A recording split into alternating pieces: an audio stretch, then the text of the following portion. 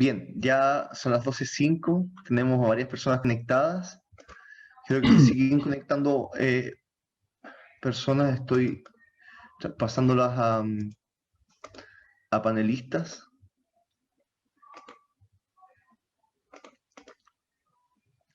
Les invitamos a que puedan abrir sus Hola, muy bien, cámaras muy bien, también. bueno verte. Les invitamos a que puedan abrir sus cámaras también para generar una conversación eh, más personal, ¿no? Bueno, para quienes no me conocen, hola a todas y todos, mi nombre es Fernando Montanares, soy director de programación del Centro MB2 para la Experimentación de las Artes en Arica.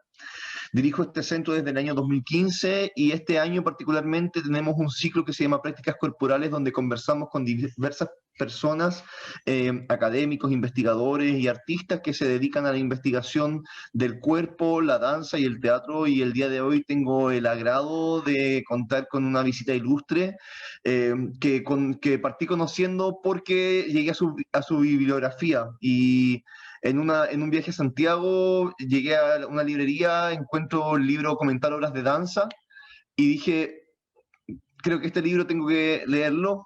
Y ahí empezó mi vinculación con el pensamiento de Carlos Pérez Soto, a quien además agradezco por haber aceptado esta invitación y estar el día de hoy aquí junto a nosotros en esta conversación. Hola Carlos, buenas tardes, bienvenido.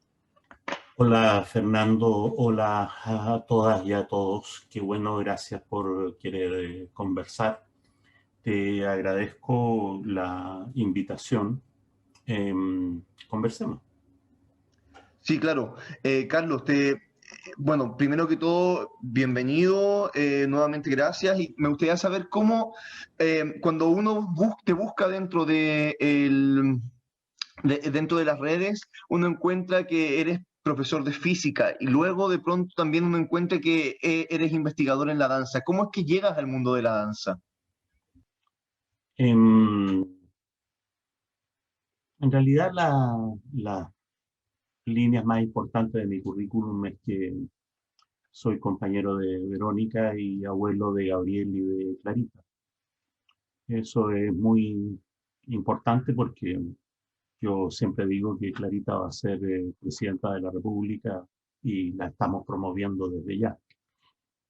Va a ser la primera presidenta de izquierda que va a tener este país. Lo que pasa es que yo nací en marzo, soy marxista, entonces en algún momento me interesó la manera de cómo opera la dominación en las sociedades capitalistas altamente tecnológicas, ¿sí? Es decir, en la sociedad capitalista que tenemos hoy día, no en la de Lenin, no en la de Engels, ¿no?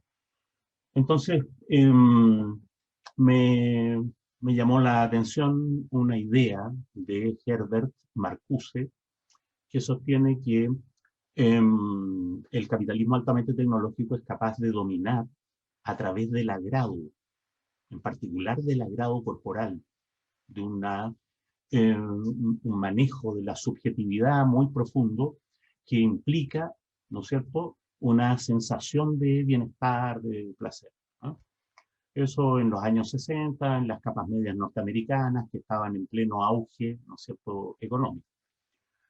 Entonces yo como marxista pensé, hay que tratar de entender la conexión entre corporalidad, subjetividad, dominación, ¿no? Y para eso empecé a buscarla, además de los libros de Marcuse, las personas que habían escrito sobre corporalidad, me encontré con que las feministas tienen un amplio desarrollo en el ámbito de la corporalidad. Leí, porque yo hago la tarea, entonces leí a la Donna Haraway, a la Leonard Wittig, a la Judith Butler, y encontré que eran unas ciúticas y que no se les entendía nada y que lo que decían era puro academicismo. Pero de pronto, en inglés, me encontré con una feminista que escribía de danza y feminismo, ¿no? El papel de la corporalidad y el género, hacía ese cruce.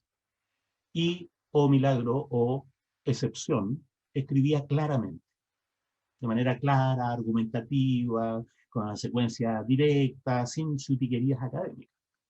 Y lo que me explicó a través de su texto. Me puse a comprar libros por Amazon, ¿no? Un momento en que busqué en todas partes. Fui a hablar con las carreras de danza, ¿no es cierto? Con don Patricio Bunster, qué sé yo, fui a la Chile, fui al Arci, yo estaba en el Arci, ¿no es cierto? La Paula Tapia hacía los cursos de historia de la danza.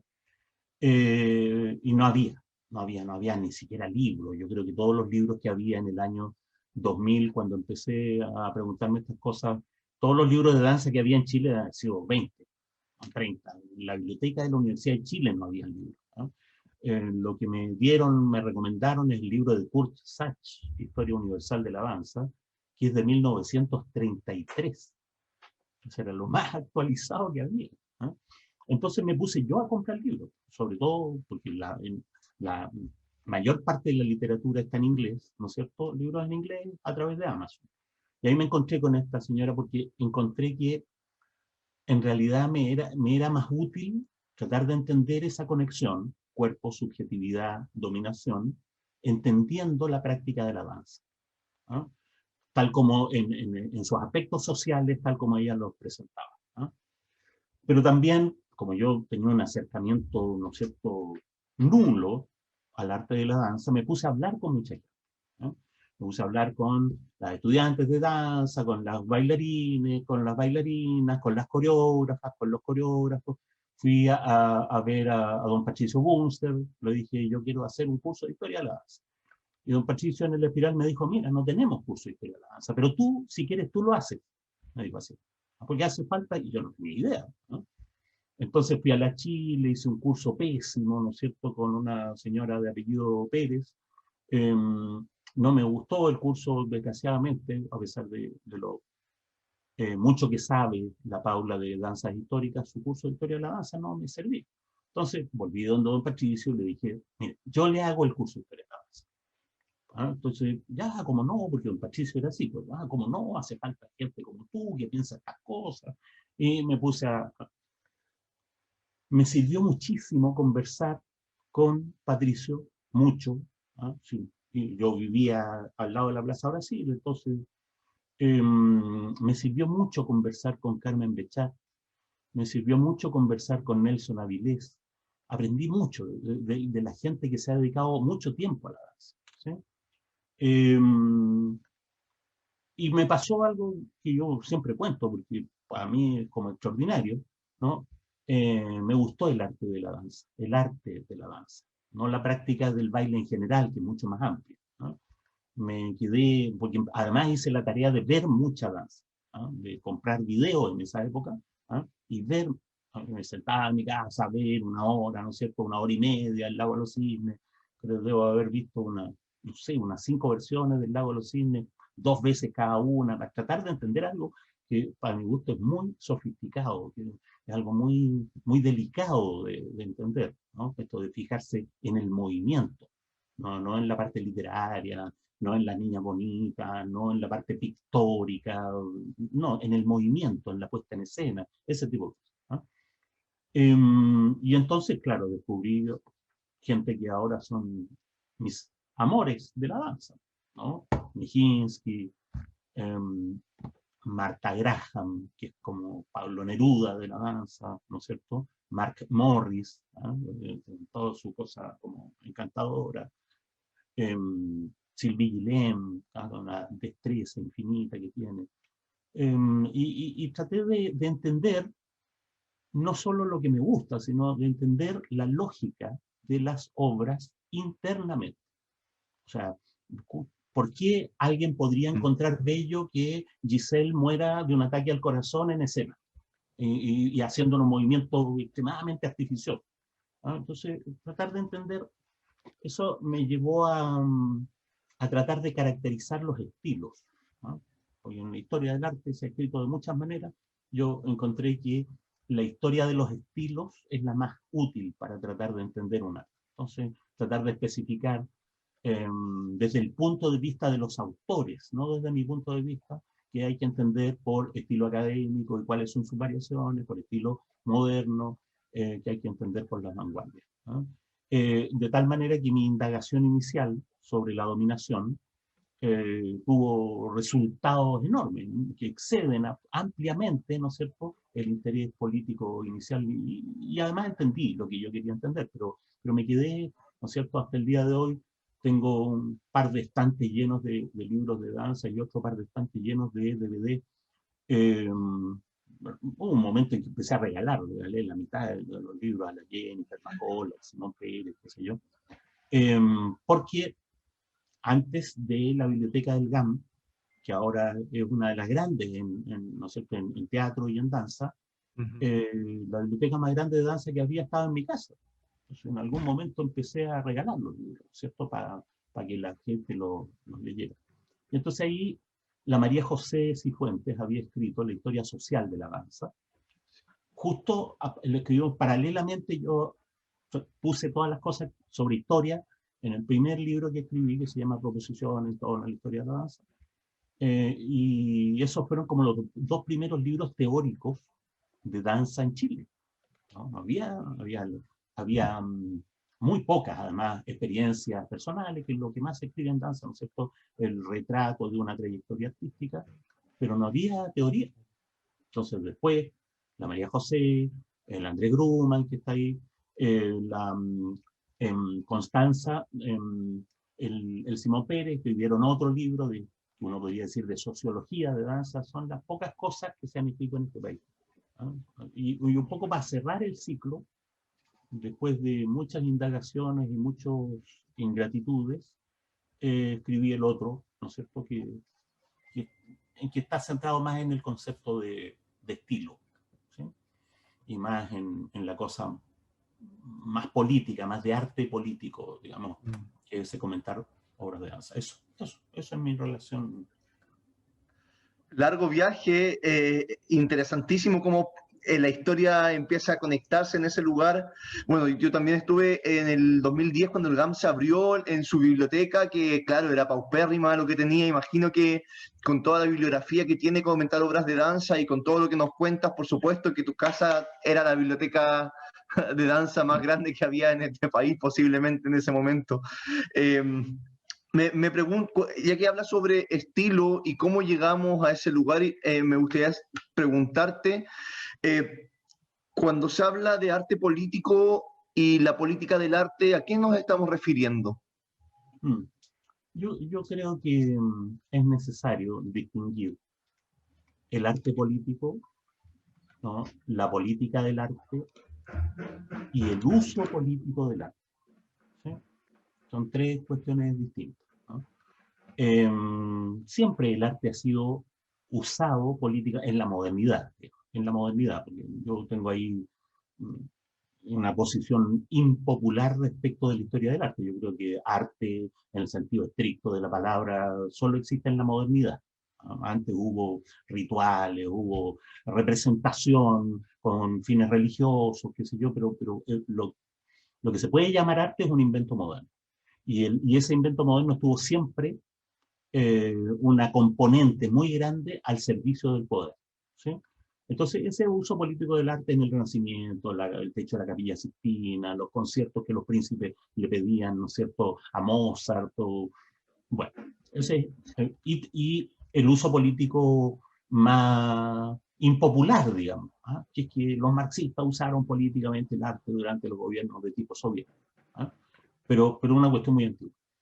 En cambio, el arte político es una coincidencia bien excepcional, ¿ah?, en momentos de auge del movimiento popular, en que se produce una sintonía, ¿no?, de los creadores que participan del movimiento popular espontáneamente, con la mejor de las voluntades, y construyen sus obras en función de la política contingente, inmediata que está ocurriendo, ¿ah? El caso de Mayakovsky, el caso de la gente que baila en las batucadas, ¿no es cierto?, en las marchas en Santiago de Chile, el caso de los constructivistas rusos, ¿no es cierto?, en la Revolución Rusa, etc. Entonces, hay un momento de coincidencia, el caso de las tesis, ¿ah?, aquí en Santiago, en Valparaíso, ¿no es cierto?, que justo hacen una intervención en un momento particular. El arte político es, como yo creo, es excepcional, es episódico, depende del movimiento popular, ¿ah? se transforma muy fácilmente en arte al servicio de, y entonces empieza a hacer uso político del arte. Y actualmente también se transforma muy fácilmente en arte academizado, en vanguardias academizadas, que ya existen por razones universitarias o porque hay corporaciones o centros muy sofisticados que financian esas cosas, pero ya habiendo, habiéndose desligado del vínculo directo con el movimiento popular, ¿no? Pero además hay una política del arte, porque resulta que la práctica de las artes es un gremio, hay asalariados, ¿no es cierto? Y hay una componente económico-social. Tienen AFP los artistas, tienen, qué sé yo, servicio médico, tienen empleo, ¿no es cierto?, permanente. Hay una componente económico-social y hay una componente académica también. Académica en el sentido estricto de escuela. Y esa es una política del arte. En la política del arte en el sentido reivindicativo es fácil de entender, pero también hay una política del arte que tiene que ver con la disputa de los estilos o de las tendencias por las fuentes de financiamiento, ¿sí? Y claro, ahí cada uno rompe con el pasado, cada uno se acoge o al Estado o al financiamiento privado, al paraguas que mejor le acomoda, es un drama, y se invocan argumentos estilísticos para eso. Chile no puede no tener un ballet folclórico nacional, por ejemplo, por una razón nacionalista. O todo país que se respete tiene que tener al menos un ballet clásico de alta jerarquía. Entonces así se defienden los del municipal. Esa es una política al interior del gremio, ¿no? Que tiene como retórica estilística, pero que tiene una base bien concreta y en el caso de la danza un poco tristona, que es que hay que sobrevivir.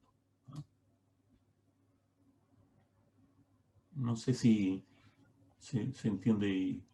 Sí, o sea, creo que perfectamente. Me parece que eh, esa develación que haces de esa retórica interna, de los discursos que permiten que se sostengan ciertas estructuras eh, de poder o institucionales pero también para que sobrevivan, ¿no? O sea, y pienso que el, el trabajo independiente siempre queda rezagado dentro de esos mismos discursos, ¿no? Y ahí pasa todo lo que pasa. Pensaba cuando hablas de el uso político del arte, pensaba en esta película El bailarín de Mao, donde se ve al ballet que difunde las ideas del régimen en ese momento, en esa película, por ejemplo, Se han o... escrito libros sobre eso, libros enteros, estudios muy interesantes, por ejemplo, de cómo los gobiernos más conservadores norteamericanos no tenían ningún financiamiento para toda el área de danza. Había mucho financiamiento para la pintura, para la arquitectura, qué sé yo, hasta que descubrieron que los soviéticos tenían ballet. Y entonces empezaron a pasar platas masivas, ¿no es cierto?, a Lincoln Kirstein, al ballet de Balanchine y después al Houston, qué sé yo, para una especie de guerra fría en el ámbito del ballet, como en el ámbito del ajedrez, como en el ámbito de los Juegos Olímpicos, etc. Pero después los gobiernos más progresistas ampliaron la perspectiva y le empezaron a pasar plata a Martha Graham, es decir, al modernismo. ¿Ah? En el gobierno de Kennedy empieza una onda más renovada, digamos, y se enteraron recién en los años 60 que el modernismo existía desde hacía 40 años. ¿Sí? Entonces, esas movidas existen y buena parte de la plata que tiene Mark Morris viene de los demócratas y de la sobrevivencia del ballet, ¿no es cierto?, de Nueva York, viene de los republicanos, en Estados Unidos se juegan cosas así, y en Europa, ¿no es cierto?, en que hay mucho más financiamiento para el arte, también se dan movidas como esa. Eh, Ahora, sin embargo, esto tiene una parte económico-social o política en el sentido más estricto. Hay otra parte que yo creo que es muy interesante, que es la parte estilística. ¿Ah? Hay una cuestión estilística implicada, que tiene que ver con la evolución ahora estética interna de un arte, que es que el auge del movimiento popular le hace muy bien al arte. Eso es característico. el gran arte moderno está relacionado con épocas revolucionarias, ¿sí? Y artistas relativamente conservadores. Los románticos alemanes eran políticamente conservadores, sin embargo, al alero de la Revolución Francesa produjeron un gran arte, ¿sí? El auge de las capas medias en América Latina da origen no solo a García Márquez, que es de izquierda, sino a Borges, que es un conservador. Entonces, el auge del movimiento popular de alguna manera hace que los científicos, los artistas, los deportistas se pongan las pilas y hagan creación, ¿sí? Y al revés, el reflujo del movimiento popular tiene, y eso en danza es muy visible, un efecto dramático de academización. ¿Ah? Cuando se corta ese vínculo, ¿sí? Entonces los primeros impresionistas eran socialistas, socialistas utópicos, algunos muy puntudos. Los segundos impresionistas ya eran solo pintores.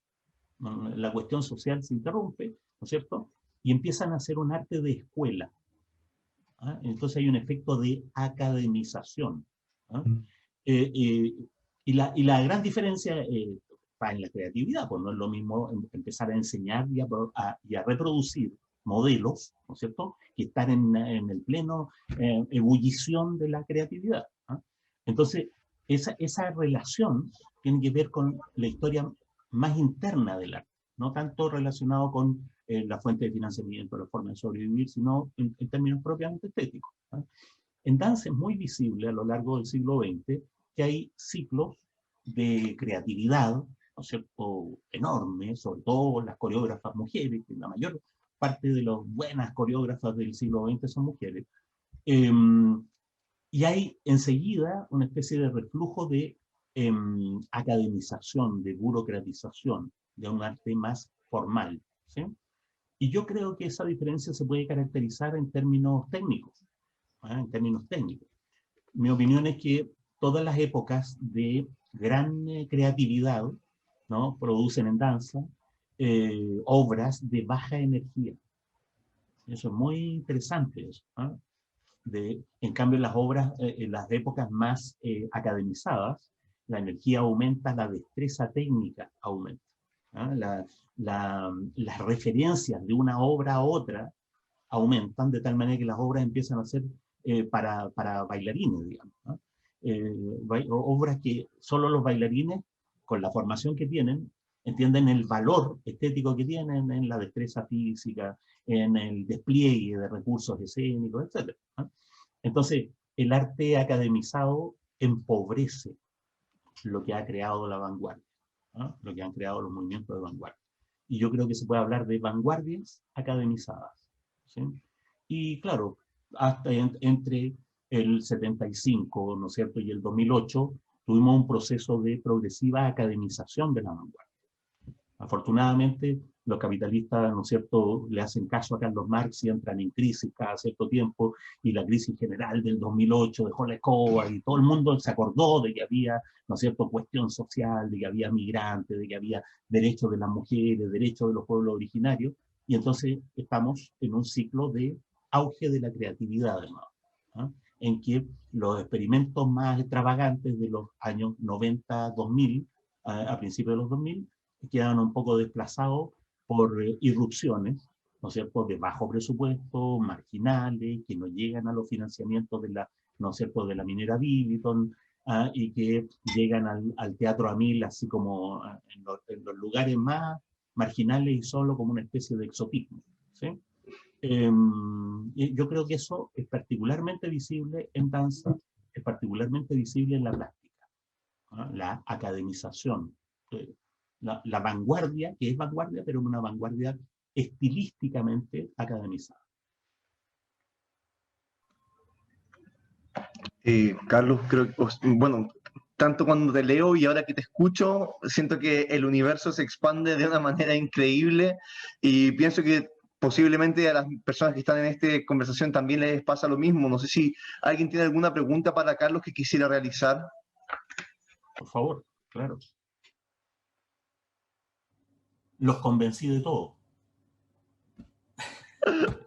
No sé, puede ser, estamos todos ahí atentos. Elena, Hola. bienvenida. Hola. Hola, ¿qué tal? Bueno, no sé si nos convenciste de todo, pero es una interesante, muy interesante mirada. Carlos, perdón que te tutee. Mi pregunta es la siguiente. Quizás te la han hecho mucho en estos tiempos, pero cada vez que veo las noticias y cada vez que veo noticias sobre arte, yo me pregunto, bueno, ¿y cómo vamos a incluir el arte en la nueva Constitución? ¿Qué vamos a decir? ¿Qué vamos a pensar? ¿Qué vamos a pedir? ¿Qué queremos asegurar? ¿Podemos asegurarlo? Leo y leo las noticias y veo las noticias de qué debería decir la Constitución en medio ambiente, qué debería ser la Constitución en derechos de la mujer, pero en el arte, en este minuto estamos todavía en la crítica de que la ministra Valdés está desaparecida en acción, y no tenemos esa propuesta, perdón, no me presenté. Elena. Yo soy docente en la carrera de danza, en los ramos teóricos en UNIAC. Trabajo también en la UTEM, pero en la carrera de administración pública, porque yo hace muchos años, cuando las culebras andaban paradas, estudié danza. Después estudié literatura y después políticas públicas. Encuentro que todo tiene una muy buena y bonita relación, aunque algunos me dicen que yo estoy un poco desubicada en algunas cosas, pero encuentro que esos tres temas tienen una relación absoluta. Esa soy yo. Mira, Elena, gracias por tu pregunta. Desde luego, la política del arte tiene un amplio espacio para la politiquería del arte también, ¿ah? Como en todas las políticas, ¿ah? Entonces, claro, ponerle palito a la ministra es una manera de posicionarse en una guerrilla, ¿no es cierto? Un poco pequeña de todo lo que haga Piñera está mal, ¿ah? Entonces se hace una guerrilla sector por sector. Y efectivamente, pues, al parecer es una ministra un poco ineficiente, voy a decirlo suavemente, algo ausente, por no decir que no está nunca, ¿sí? La cuestión de fondo, en cuanto a la Constitución, porque la Constitución y las prácticas ciudadanas comunes y corrientes hay una diferencia más o menos grande, ¿no es cierto? ¿Cómo nos afecta la Constitución cotidianamente? Yo creo que una cuestión que hay que defender, pero a brazo partido, es la libertad de expresión. No puede haber ninguna restricción a la libertad de expresión.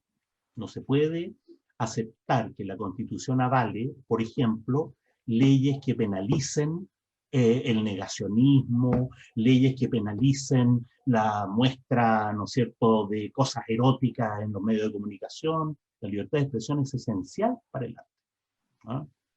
Había un programa infantil en la tele muy ridículo, pero tenía una presentación. Ellos en el spot en que se presentaban decían una cosa, son unos monitos redondos que se llaman South Park.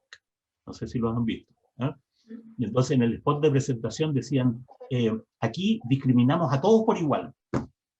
Y era muy bonito eso, porque es propio de los artistas, ¿no es cierto? Hacer ironía, echar el chiste pesado, ¿no es cierto?, contra todos, no solo contra Donald Trump, también contra los negros, contra los cojos, eso. Uno no puede ponerle límites al arte, uno no puede funar al arte por razones ideológicas. Lo que pasa es que usted es Fourier, lo que pasa es que usted es patriarcal, en el arte no.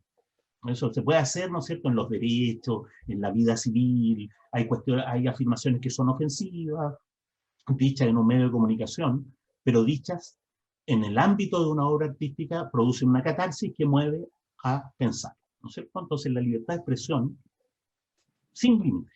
¿Eh? Piensan en el juicio contra Larry Flint.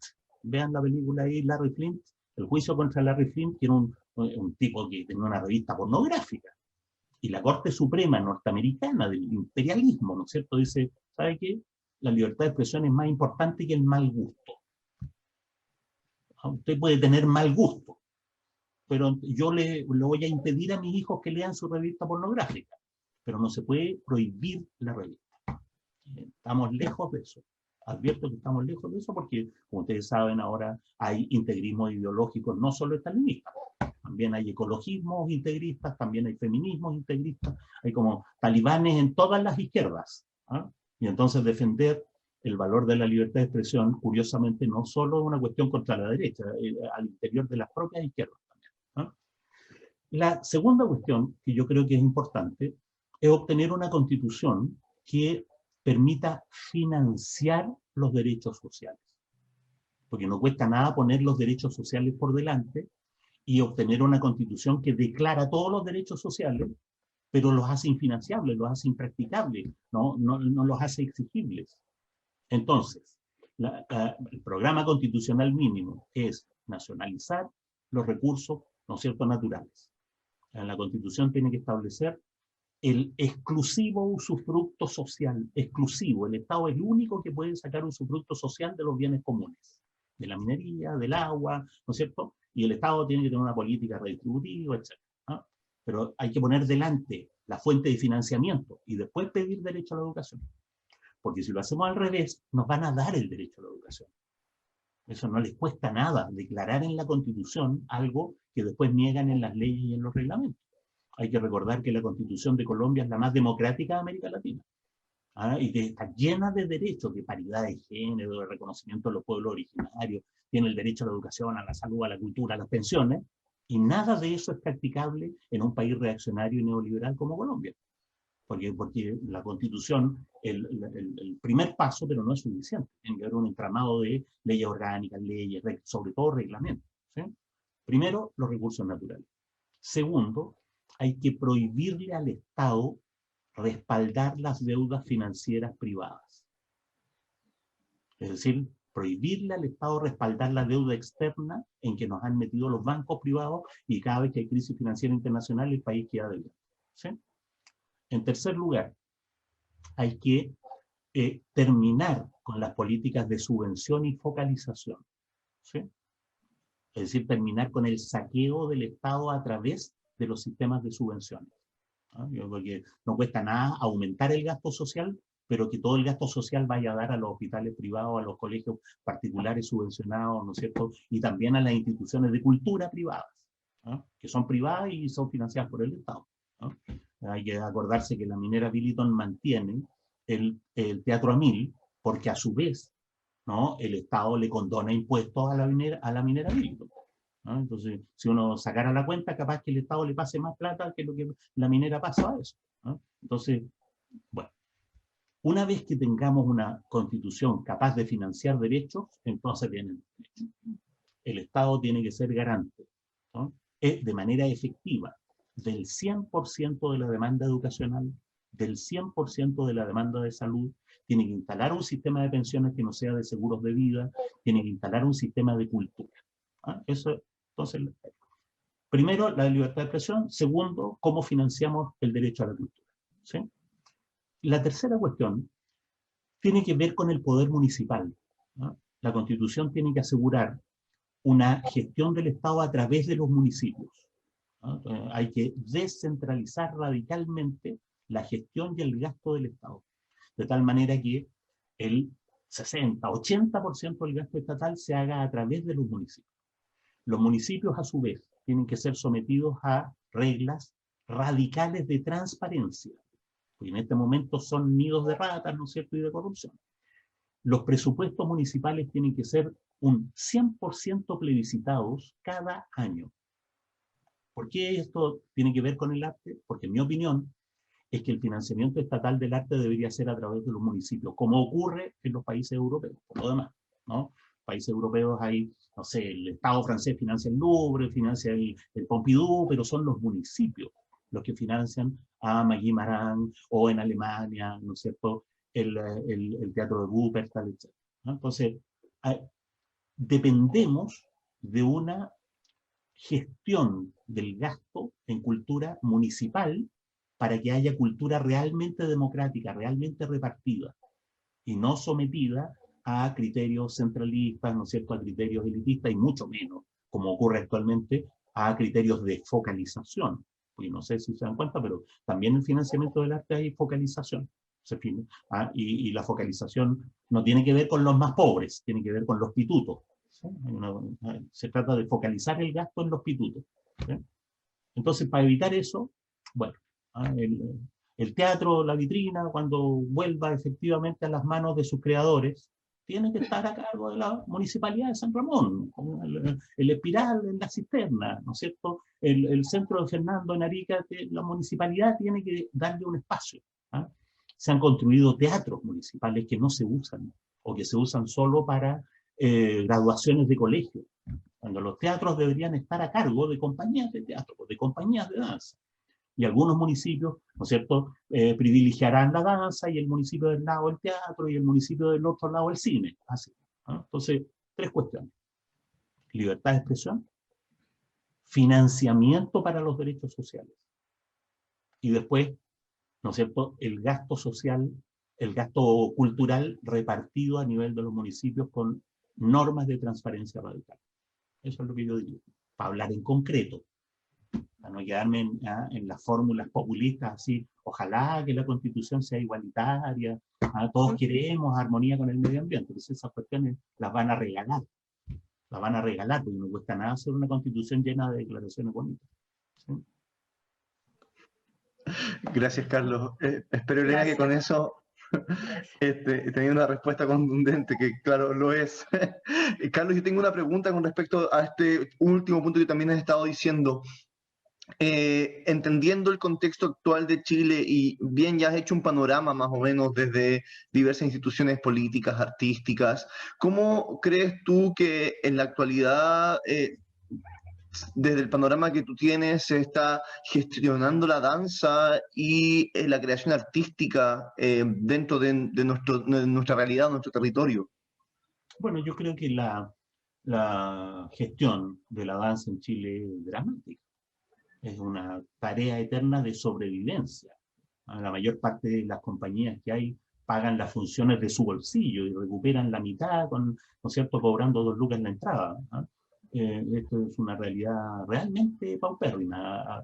Hay que considerar que en Chile compañías estables de danza no deben ser más de 5, en todo un país de 17 millones de habitantes. Y está este ritual, ¿no es cierto?, de ir a chuparle patas al encargado del fondar correspondiente todos los años para mantener la viabilidad de los proyectos, etc. ¿no? Eso es una situación vergonzosa, ¿no? Yo creo que por el lado de la responsabilidad pública, de apoyar la creación, estamos debiendo todo. Aquí, ni siquiera el ballet municipal tiene garantía. Ni siquiera el ballet de la Universidad de Chile tiene garantías, que son los más antiguos, los más grandes, qué sé yo, porque en cualquier momento, ustedes ven, en el municipal tienen que salir al lado afuera a cantar, qué sé yo, para remover la conciencia pública sobre los problemas de financiamiento o los cuoteos políticos en los directorios, cosas vergonzosas, ¿no? Eso es una cosa, ¿no? Y eso es motivo de organización y protesta por parte del gremio de la danza, del gremio del teatro, etc. ¿no?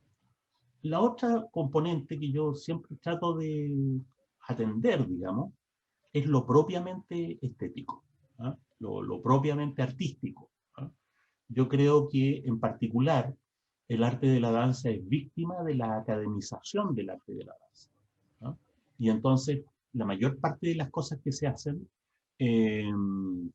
no logran ampliar el público que tienen, ¿no? Porque uno puede ampliar el público haciendo las funciones gratis, dándolas en una plaza, hay una manera, no sé, secundaria de ampliar el público.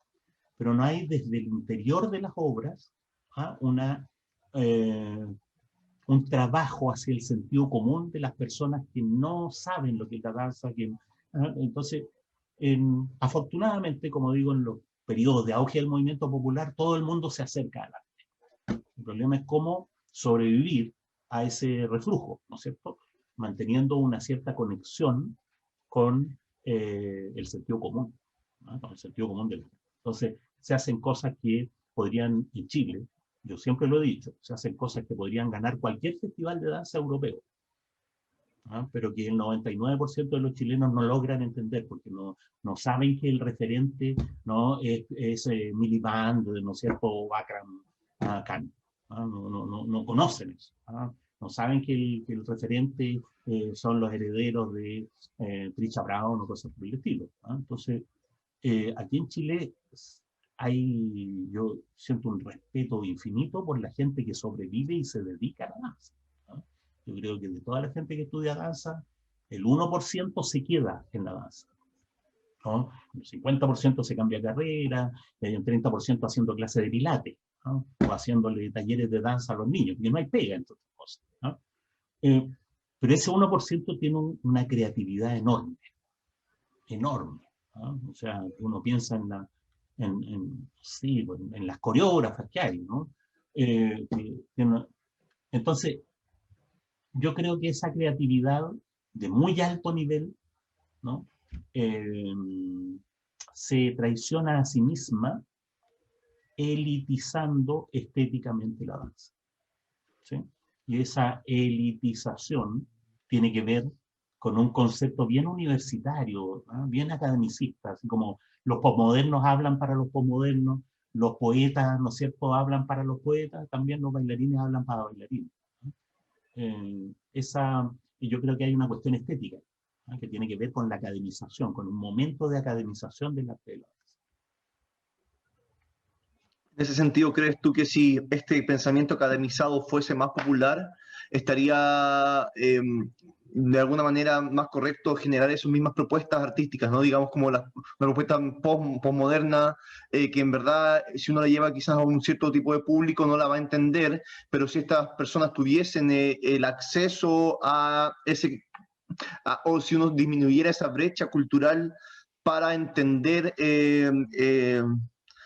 la carga simbólica de esta obra, sería mejor generar arte en esa línea, ¿no? Para ser preciso, ¿no? No hablar de manera muy genérica. Hay dos términos en lo que tú dices que yo creo que hay que hincarle el diente desde un punto de vista teórico. Uno es la idea de popular, ¿no? Claro, el arte tiene que ser popular, pero no en el sentido en que la izquierda ha usado la palabra popular. En la izquierda tradicional usa la palabra popular para los pobres, ¿no? Incluso para los pobladores o los campesinos, ¿no? No, popular es el conjunto de la población, ¿no?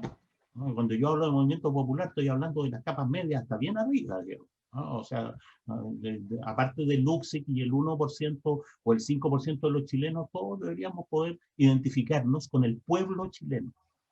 El pueblo chileno también vive en Ñuñoa, también vive en Vitacura, ¿no es cierto? Hay un 5% de los chilenos que viven en Chile como si estuvieran en California o como si estuvieran en Berlín, ¿no? Y dentro de ese 5%, por razones económicas, pero hay otro 5% que vive con la cabeza puesta en Berlín, ¿no? Sobre todo cuando los posmodernos tienen la cabeza puesta en París y escriben como si estuvieran hablando para la intelectualidad francesa, ¿no? Entonces, popular significa acercarse al sentido común de una nación, y nosotros tenemos una nación bien grande, ¿sí?, que es América Latina, y que es la América Latina europea, digamos, ¿no? Porque la América Latina también tiene, ¿no es cierto?, 50, 80 pueblos originarios muy importantes, o sea, la cantidad de mapuches, de aymaras, ¿no es cierto?, de lacandones que hay en América Latina, son culturas enteras. Bueno, la mayor parte de la gente, ¿no es cierto?, la mayor parte de los que estamos aquí, entre otras cosas, tenemos una tradición más europea, ¿no? Somos como Europa en otro lado, pero con características, ¿no es cierto?, que nos hacen que no somos franceses, no somos alemanes, ¿no?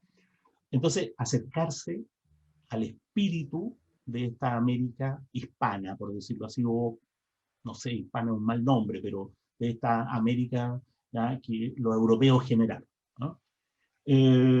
Acercarse, pero yo ahí tendría miles de cuidados, ¿no?, a dialogar con los pueblos originarios de América, a dialogar, porque el paternalismo está a la orden del día, ¿no es cierto?, el intervencionismo, las buenas intenciones que pisotean al otro, qué sé yo, ¿no?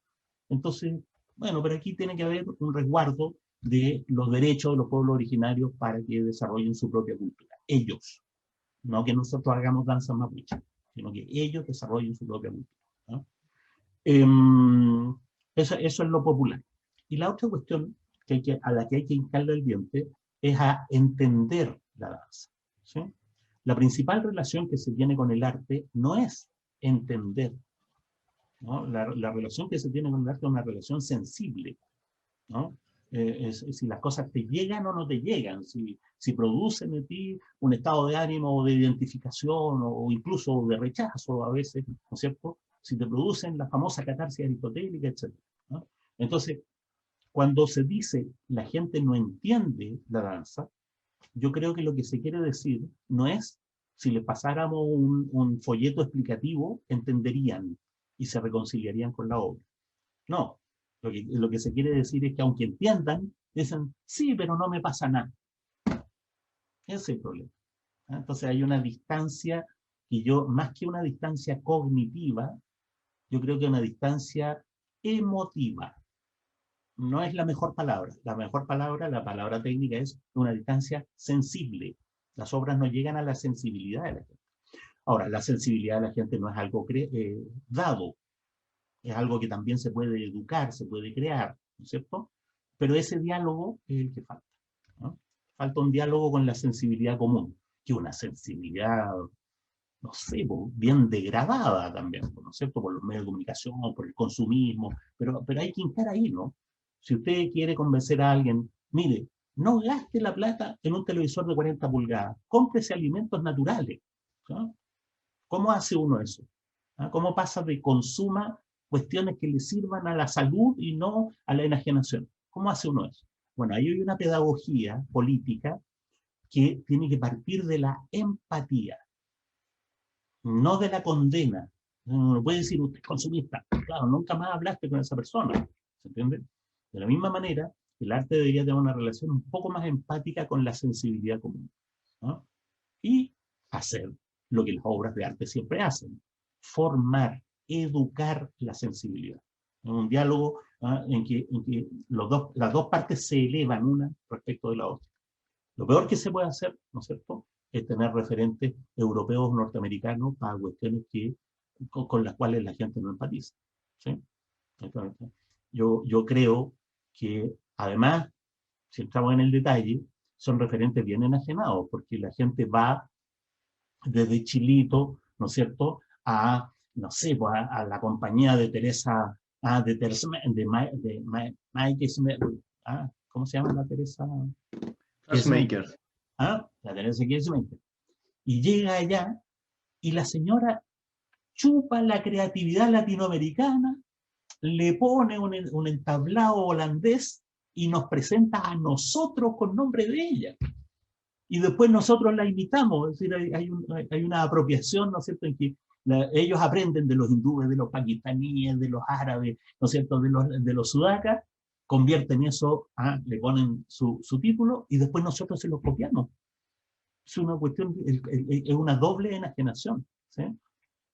No confiar mucho más en nuestro criterio estético. Tenemos creadores de primera línea, ¿sí? De primera línea. Entonces, yo diría que la cuestión de la gente no entiende es una falta de sintonía con la sensibilidad común, ¿sí? Me pregunta Andrés Baumann que un verbo que se puede utilizar para la cuestión, supongo, de la Constitución es garantizar, ¿no? Sí, el Estado tiene que garantizar. El problema es que se puede declarar la garantía sin que se cumpla. Entonces, uno puede redactar una Constitución diciendo el Estado garantiza el 100%, ¿no es cierto?, del acceso a la educación. Pero después no hay cómo pagar esa cuestión. ¿Se entiende? Entonces, por eso yo creo que hay que ponerse súper práctico, y los derechos vienen cuando uno tiene plata. Si el Estado tuviera plata, daría montones de derechos. Entonces pidamos primero la plata. Eso. Gracias, Carlos, por eso. Todo este último punto que has tratado, y junto a la pregunta de Andrés, me lleva a pensar en lo difícil que es la sobrevivencia de pensamientos o de propuestas estéticas dancísticas dentro del medio, precisamente por el sistema de producción en el que vivimos. Esta lucha entre tratar de conseguir el fondat que te lo crean, que sea lo suficientemente sofisticado para que te acepte un jurado, pero además no tan sofisticado como para llegar de manera más abierta a un público que no sea el público solo de la danza, sino que sea más grande. Entonces, ahí hay una suerte de dicotomía que las políticas públicas para financiar el arte en Chile nos tiene como en una esquizofrenia, ¿no? Tratando de ser lo más abiertos posible, pero al mismo tiempo lo más específico, de manera tal que el jurado, que tiene un pensamiento súper elevado, por ejemplo, sobre el arte y sobre su técnica y estética, lo acepte y diga, sí, te doy tanta plata para hacer tu proyecto, pero que después luego estas personas que estamos formando en el gusto, en la sensibilidad, tengan la posibilidad de acceder a toda la carga simbólica o a todo el universo que comprende esa creación artística. Siento que ahí tenemos un gran problema, ¿no? Sí, tú tienes razón en el criterio tramposo de los jurados de Fondart. Por un lado te piden unas sofisticaciones académicas enormes y por otro lado te evalúan por las audiencias. ¿Ah? Entonces hay una contradicción directa en eso. ¿Ah? Porque si uno pone en juego todas esas certificaciones académicas muy pro-norteamericanas, muy europeístas, sobre todo en el ámbito de la danza, ¿sí? Claro, no te va a ver nadie. ¿Ah? O te van a ver los estudiantes de danza y los primos, las tías, qué sé yo. ¿Sí? Entonces no logras la audiencia. Ahora, yo creo que la solución para eso, ¿sí? Quiero decir algo más algo sobre los municipios. En Chile deberían haber 5.000 municipios. Yo siempre digo, el ejemplo, en el país gallego, que tiene 3 millones de habitantes, hay 1.000 municipios. ¿Por qué? Porque la idea, ¿no es cierto?, es que el aparato, la gestión del Estado esté cerca de los ciudadanos. Y la mayor parte del presupuesto se realiza a través de los municipios. Y el país gallego no es ni de izquierda ni socialista, es un país perfectamente capitalista, ¿no? En Chile debería haber 5.000 municipios y el gasto debería realizarse a través de los municipios. ¿Por qué digo esto respecto de la viabilidad del arte de la danza?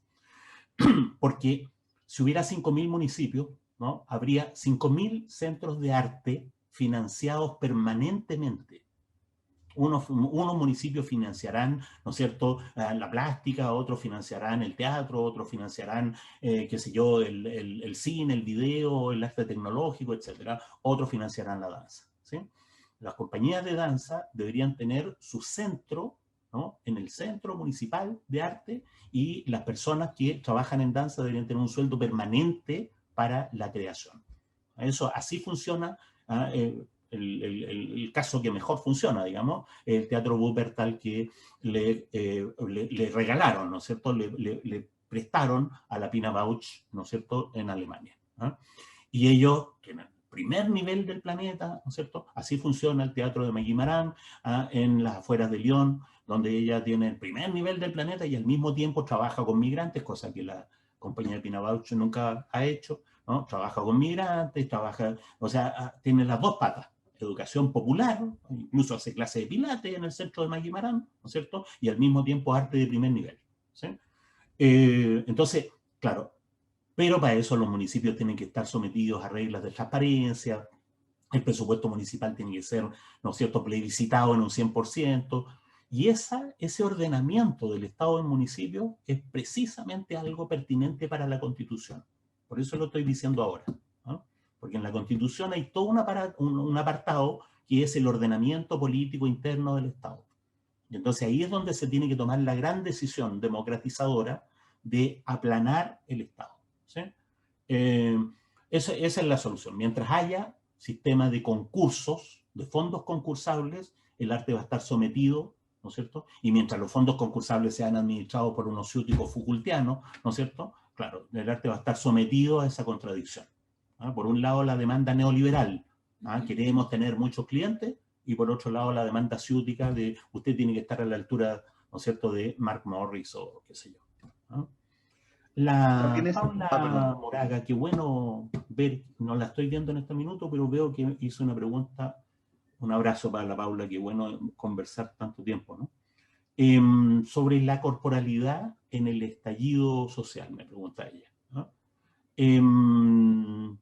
Claro, yo creo, la Paula, ahí te estoy viendo, ¿no? Yo creo que voy a hacer un comentario técnico, estético, ¿no?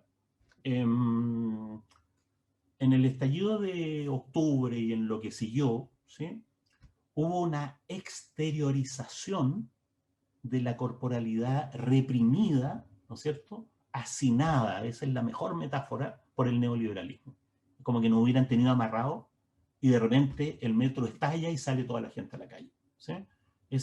A mí me parece que ahí hay una cuestión estética a la que habría que ponerle, ¿no es cierto?, letra, y habría que hacer un buen ensayo, un ensayo contundente, ¿eh?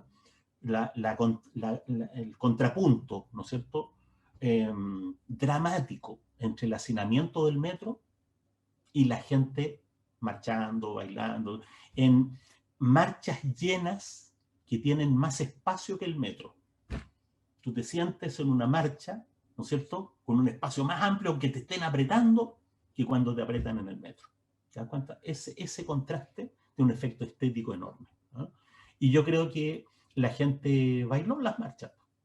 Las bailó. Es decir, cuando pasa una, ¿no es cierto?, una batucada o pasa un colectivo haciendo performance, ¿no?, todo el entorno se mueve, ¿no? Eso yo creo que es el mejor ejemplo de, en el ámbito de la danza, de arte político que hemos tenido en los últimos 40 años, ¿no? La sintonía empática entre alguien que hace una performance en medio de una marcha y el entorno, ¿no es cierto?, que, ¿no es cierto?, agarra papa y se empieza a mover de una manera exótica, que no se ha movido desde hace 10 años, que nunca hace en su casa, etc., ¿no? Y la simpatía de la gente hacia el que pone su arte al servicio, ¿no es cierto?, al servicio común, ¿no?, al servicio de lo que todo el mundo siente. Entonces, la marcha se transforma en una obra de arte viviente. ¿Te fijas? No es la batucada, sino que el conjunto es una obra de arte viviente. Porque uno de los temas, ¿no es cierto?, del arte político es esto, diluir la diferencia entre el arte y la vida, ¿no? Ya, ahí tenemos el arte no inserto, sino como diluido en la vida común. Eso es lo que puedo decir en términos estéticos, ¿no? Y yo creo que las marchas, mientras más bailadas, ¿no?, son menos, ¿cómo decirlo?, menos barricadas. Y también ahora en términos políticos es un gran servicio al movimiento popular tener una alternativa, ¿no?, simbólicamente poderosa a este símbolo que los medios de comunicación levantan de la barricada y que los pacos fomentan para poder tener un titular en el Mercurio, etc., ¿no? Entonces hay una especie de proporción inversa, ¿ah?, entre la cantidad de barricadas y la cantidad de gente que baila, ¿ah? Es una manera de resguardar, ¿ah?, el carácter popular de las marchas que sean bailadas. Y eso crea una sintonía, pero directa, ¿ah?, entre el arte de la danza y el estado de la sensibilidad pública, ¿ah? Eso es lo que puedo decir. Yo creo que hay que ponerle mucho más letra a esa conexión, ¿ah? Pero el punto ahí es considerar a la marcha como conjunto, ¿sí?, como obra de arte, ¿ah? Eso es lo mejor de la idea clásica, muy elitista además, de performance, ¿ah? Cuando la performance la realiza 1.000.000 de personas. No un grupito que llama a los amigos, vamos a hacer una choriza en la plaza, ¿no?, sino que la performance ante el poder la hace 1.000.000 de personas, ¿no? Tenemos una pregunta de Paula Tapia. Sí, sí. Dice, te quiero preguntar qué piensas del elemento híbrido en la danza chilena. Efectivamente, los referentes son norteamericanos y europeos, pero la fusión, por ejemplo, Carmen Bechat, con la temática chilena o con las técnicas que trabajan los estudiantes chilenos, da productos nuevos como el Santo Remedio. ¿Dónde está ahí el elemento identitario? ¿Cuál es el elemento híbrido de la danza en la calle? Un abrazo para la Paula Tapia, que fue una de las primeras clases de historia de la danza a las que fue a la clase de historia de la Paula Tapia. Y entonces en algún momento dijo, mire, las danzas renacentistas son así. A ver, parémonos todos y salimos a hacer ahí una pavana. Y yo, por supuesto, salí arrancando de la sala y no volví nunca más. Y yo nunca he bailado nada. Esa es mi experiencia del curso de historia de la danza que hizo ahí. Bueno, Carmen Bechat, ¿no es cierto?, es un gran ejemplo de creatividad. ella, ¿no es cierto?, es católica, es budista, es Trisha Brown, ¿no es cierto?, es Nemesio Antunes, es Neruda, todo al mismo tiempo, ha hecho una fusión, ¿no es cierto?, extraordinaria. Y fíjate tú cómo los elementos universales, ¿no?, la ponen en sintonía con lo propiamente chileno, por decirlo así. Bueno, una mala palabra, chileno. Yo siempre que digo chileno ofrezco disculpas después, ¿no es cierto? Los chilenos somos los malos compañeros del curso en América Latina, ¿no? Pero ese acercamiento, esa empatía, ¿te fijas? Entonces, no hay contradicción entre tener grandes influencias, ¿sí? Todo lo que hay de árabe en el arte de Miguel Ángel, ¿sí? Y está prohibido porque los musulmanes eran paganos, y sin embargo Miguel Ángel saca elementos, ¿no es cierto?, va a ver en el sur de Italia y integra, y uno puede ir y decir, mira, este que está aquí es un moro, y está en la Capilla Sixtina en un contexto católico, ¿te fijas? Entonces no hay contradicción entre la universalidad y lo nacional, ¿no? Y mientras más sepa uno, está bien. Por eso hay que ir, yo siempre digo, hay que ir a Europa. La condición es que hay que volver, y hay que volver entero. No hay que dejar la mitad de las neuronas allá, ¿sí? Hay que volver con todas las neuronas y aplicarlas para hacer esa, ¿no es cierto?, esa fusión, ¿no? Ahora, sería híbrido, yo al detalle, ¿no? Sería híbrida la danza eh, en América Latina si efectivamente uno pudiera distinguir componentes, ¿ah? Un componente, mira, es híbrido entre esto y lo otro. Yo creo que no es un buen acercamiento, ¿ah? Yo creo que es lo que es nomás. No estamos hechos de. Nosotros somos la América Latina, ¿no es cierto?, morena, con una pata en la tradición europea y otra pata en la que tratamos de desconocer a toda costa en los pueblos originarios, ¿sí? Eso es América. ¿Ah? Esa es la América que yo decía malamente, ¿no es cierto?, hispana, qué sé yo, urbana, ¿sí?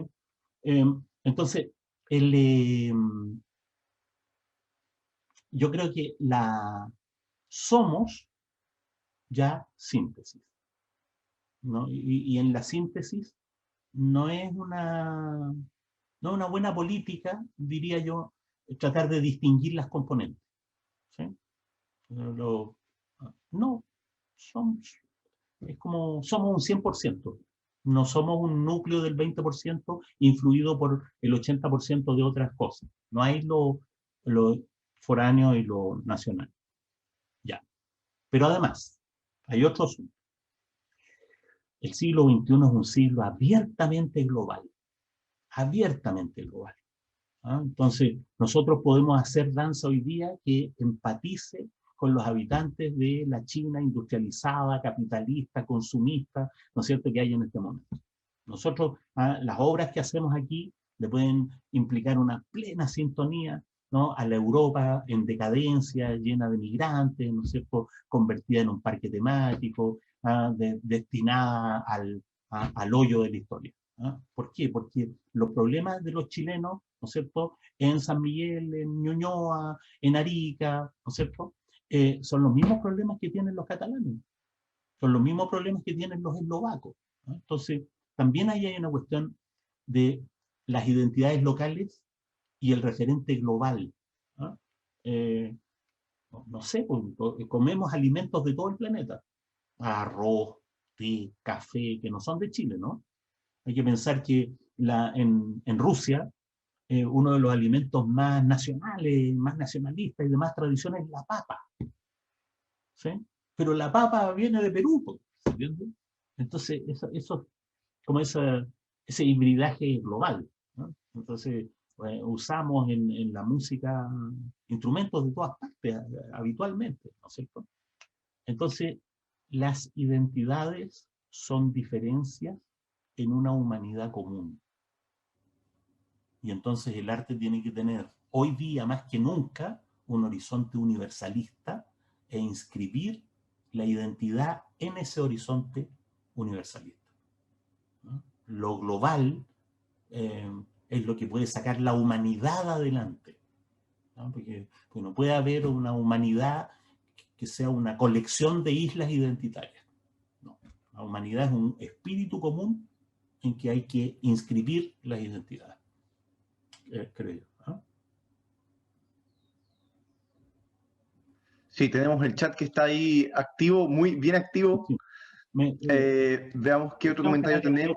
Andrés Grumen no ha explorado respecto a la práctica de la danza y la corporealidad. Claro, pues para eso tiene que haber teóricos de la danza. Pues. Deberían haber muchos más teóricos de la danza. ¿Ah? Y ahora puede haberlo, ¿no? Ahora puede haberlo.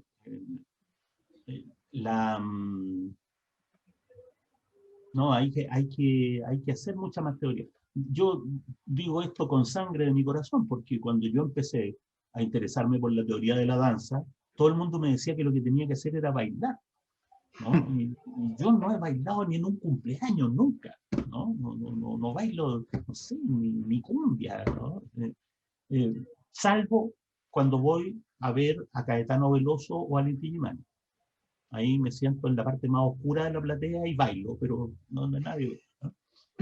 Sí, Caetano Veloso no puedo evitarlo, digamos, ¿no? Vale. Pero, pero había ese prejuicio hasta hace poco, ¿no? O sea, de que la danza era algo para hacer, no para pensar. Pero ya vemos, hay montones de teóricos, ¿no es cierto? Un montón de interés por la teoría de la danza ahora. Se han escrito hartos libros en Chile. Yo creo que tenemos más libros de danza en Chile que en México, por ejemplo, donde el Estado financia millonariamente, ¿no es cierto?, el arte de la danza, y sin embargo no tienen la misma productividad eh, intelectual que tenemos acá, ¿no? Hay mucho que escribir, ¿no? Eso es. en ese sentido, Carlos, tiene mucha relación con lo que tú dices de la empatía. Si uno entiende que la danza no es solo para los practicantes de la danza, sino también para el que la especta o para el que la ve, ese que lo ve y que se ha vuelto un profesional veedor de ese arte, tiene mucho que decir al respecto, que será un punto de vista distinto que de aquel que, el libro de la danza chilena, qué bueno, Andrés. Claro, claro. Ese que No lo lo ve tengo, tiene... me tienen que mandar por chat el dato para tenerlo, porque yo sigo incrementando mi biblioteca de danza. Sí, yo Eh, tampoco tengo eso. Andrés señala la diferencia entre lo global y la globalización. ¿Ah? Eso es muy importante, es muy importante. Yo voy a decir una cuestión media filosófica, pero yo creo que la globalización, es decir, la globalización nos da una oportunidad conceptual, ¿no? Por primera vez se hace experiencia común pensar la universalidad de manera diferenciada, ¿no? Porque la modernidad tiene una tendencia a pensar la universalidad de manera homogénea, ¿no? Homogeneizadora, ¿no? O sea, McDonald's tiene la expectativa, ¿no?, de vender, ¿no?, los mismos completos en Nueva Delhi, en Caracas, ¿no es cierto?, en Punta Arenas, ¿no? Esa expectativa homogeneizadora pertenece, ojo, al viejo capitalismo, no al nuevo capitalismo. El capitalismo actual, el capitalismo más altamente tecnológico, no es homogeneizador, porque puede producir diferencias y vive de la administración de diferencias. Por eso yo no puedo andar con una camiseta con el Che Guevara, ¿no es cierto?, en medio de la UDI, porque la camiseta es inofensiva, ¿no? Porque tú puedes decir lo que quieras mientras seas susceptible de administración, ¿no? Entonces, antes, en el capitalismo clásico teníamos un problema con la represión, ¿sí? Reprimían la diferencia. En cambio, en este capitalismo tenemos un problema con la administración. La tolerancia resulta represiva, porque a través de la tolerancia, diga lo que quiera mientras no tenga eco, diga lo que quiera mientras no circule, ¿no es cierto?, no aumente la indignación de la gente. Entonces, ahí el tema de pensar la universalidad de manera diferenciada, y de pensar las diferencias con vocación universalista, con vocación universalista, no con vocación localista, es salir de esa dicotomía entre globalización homogeneizadora, ¿no?, o reivindicación meramente localista, ¿no? Frente a la homogeneización, la alternativa no es el localismo, La alternativa es un universalismo dialogante, un universalismo, ¿no es cierto?, en que todos nos reconocemos como seres humanos, ¿no? O sea, no puede haber una política de las mujeres contra los hombres. No, porque tiene que haber una política feminista inscrita, ¿no es cierto?, en el conjunto de los derechos humanos. ¿Ah? No puede haber, yo siempre cuento que hace mucho tiempo los compañeros mapuches me invitaban a hablar de marxismo, ¿no? Era un defecto de los compañeros mapuches, porque en realidad ellos podían desarrollar su propio pensamiento, pero tenían la necesidad ahí de preguntarle a alguien marxista. Ahora ya no me invitan, afortunadamente, porque tienen un pensamiento más sólido, ¿no? Pero cuando me invitaban, ¿sí?, había ya gente que desconfiaba de eso. Los marxistas siempre trataban mal a los mapuches, ¿no? Entonces un compañero una vez en una reunión me dice, ¿y en el comunismo? Y yo decía, va a ver, que es la sociedad comunista. ¿En el comunismo van a haber mapuche o no? ¿Sí? Entonces yo le decía, sí, compañero, en el comunismo van a haber mapuche. Yo, por ejemplo, voy a ser mapuche. Esa es la idea, ¿te fijas? La diferencia mapuche chileno es una diferencia cultural. Como es una diferencia cultural y no genética, entonces yo puedo adquirir, voy a poder, actualmente no puedo. Actualmente hay una barrera entre los chilenos y los mapuches. Pero cuando estemos en una sociedad igualitaria, humanitaria, entonces uno va a poder inscribir su diferencia en el horizonte de la universalidad. ¿Sí? Gracias, Carlos, por eso. Bueno, no sé si en el chat alguien tiene alguna otra pregunta que quiera hacer. Ya estamos llegando hacia el final de esta conversación con Carlos. A mí se me han abierto hartos pensamientos, en verdad, que nunca va a ser suficiente el tiempo que tenemos para poder conversarlo. Sin embargo, veo a las personas conectadas y también agradezco la presencia de gente tan notable en el mundo de la danza en esta conversación que hemos convocado, y también a personas jóvenes que se están formando. Y es precisamente en ese camino, Carlos, que me gustaría preguntarte que... bueno, ya hemos conversado harto durante toda esta sesión, pero en específico, ¿qué consejo le puedes dar tú a los jóvenes que se están formando en el mundo de la danza hoy día, o para poder mantenerse en ese lugar creativo del cual tú hablabas antes, ¿no?, que me parece tan importante? Líbreme de aconsejador. Demasiada responsabilidad. Hoy día es desgraciadamente necesario tener un título de danza para estar habilitado para participar en el. Entonces, una cosa que yo le recomiendo a las personas que se interesan en la danza es que se metan a una carrera de danza. Eso es lo mínimo. Después, cuando vayan a postular a los fondos miserables, les van a decir, no tiene título. ¿Sí? Ya. Eso, desgraciadamente. Partamos por lo malo, ¿no? Pero el momento siguiente es, haga su formación en una compañía, no en una escuela. ¿Sí? Busque una compañía de danza y ahí, entre pares, haga su formación. Investiguen teórica y prácticamente, creando obras, ¿no? Yo creo que las artes en general deberían formarse en talleres, no en universidades. Es decir, el Verrocchio tenía un taller y de ese taller salió, ¿no es cierto?, Miguel Ángel, y estuvo relacionado con Leonardo da Vinci. El Greco tenía un taller y las obras del taller eran, ¿no es cierto?, tenían algo en común y tenían diferencias con las del maestro, ¿no? Entonces, formen compañías, traten de sobrevivir y hagan la mayor parte de su formación en las compañías, ¿no? O lo que dice la Paula, ¿no es cierto?, postulen a residencia, a estar. Hay plata para eso, estar en la compañía tanto, en el centro cultural tanto, ¿no?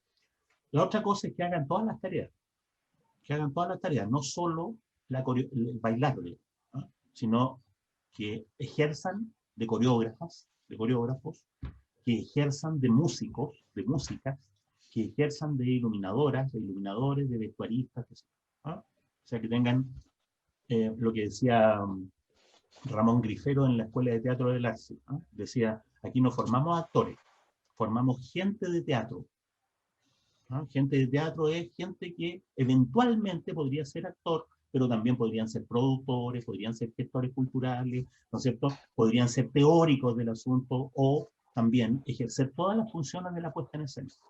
Entonces, un artista completo, Marta Graham hacía los diseños de los trajes, no sé si saben, ¿no? Determinaba la iluminación, ¿no? O sea, era la creadora total, como Chaplin, ¿no es cierto? Que hacía, era camarógrafo, era actor, era el que construía, pegaba los escenarios, etc., ¿no? Entonces, eso como formación, yo creo que los artistas se forman entre artistas, no entre profesores de arte, ¿sí? En un diálogo de pares, no en un lugar donde uno aprende de otro, que está muy bien, que el punto es la puerta de entrada, ¿no? Pero no es propiamente la formación. ¿Mm? Gracias por eso, Carlos. No sé si alguien más tiene alguna pregunta antes de terminar o tiene algún comentario que quiera hacernos. Hacerle a Carlos, en verdad.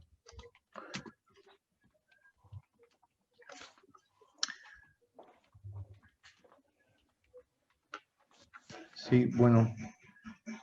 Dice Paula Moraga, muchas gracias. Gracias, Paula, a ti por estar aquí. A quienes veo con cámara, por supuesto, gracias, Claudia, Iván, Paula, Andrés. Sí, como dice Paula en el chat, es enriquecedor escucharte. Elena, gracias por también. Para mí, Carlos, es enriquecedor escucharte y pienso que esta pregunta es de Carolina y ya que estamos cerrando, dice, ¿vamos a poner la belleza como una posibilidad, la belleza de nuestros paisajes y también la de las artes nacionales? Como yo soy viejito y tengo nietos y tengo una mentalidad del siglo XVIII, yo creo que el asunto del arte es lo bello. Es lo bello. Yo soy partidario de una estética de lo bello, ¿no? Y eso es bien impopular, ¿no? Porque lo que impera en la estética del siglo XX es la idea de señalamiento. O sea, es arte aquello que es señalado como arte, aunque sea una defecio, ¿no?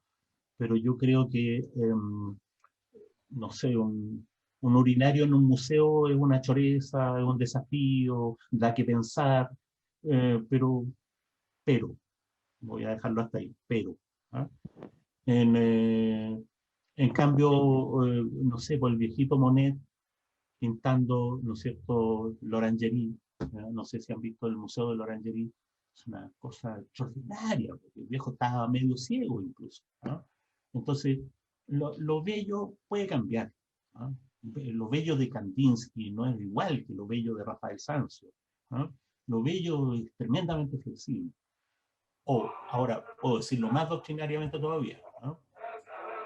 El pueblo experimenta como belleza su imagen puesta en una obra. Entonces, que hayamos llegado, ¿no es cierto?, a considerar bellas las obras de Kandinsky para sacarle el sombrero a la humanidad, ¿no? Es decir, mira, los seres humanos ahora tienen un criterio tan amplio que una cuestión extremadamente abstracta puede ser bella. Eso da cuenta del progreso mental, espiritual, sensible de la humanidad.